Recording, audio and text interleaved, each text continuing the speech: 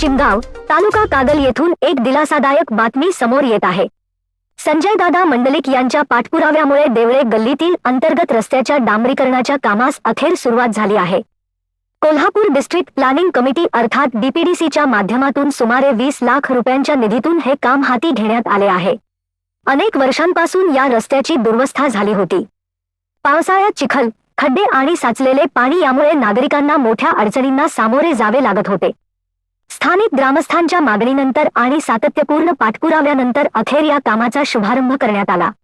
या प्रसंगी मंडलिक गटाचे नेते व माजी संचालक नारायण मुसळे, श्री बाजीराव आंगज, श्री शामराव मोरबाळे, श्री डी के लोंढे, श्री सर्जेराव अवघडे, श्री एकनाथ एकल, श्री भीमराव पुरीबुवा, श्री बाळासो लोंढे, श्री पांडुरंग मुसळे, कॉन्ट्रॅक्टर श्री आनंदा फासके यांच्यासह सरपंच दीपक आंगज, उपसरपंच तसेच ग्रामपंचायतीचे सर्व सदस्य आणि विविध गटांचे पदाधिकारी मोठ्या संख्येने उपस्थित होते। कार्यक्रमाचे स्वागत व प्रास्ताविक नारायण मुसळे यांनी केले, तर हभप एकनाथ एकल यांनी आभार प्रदर्शन केले।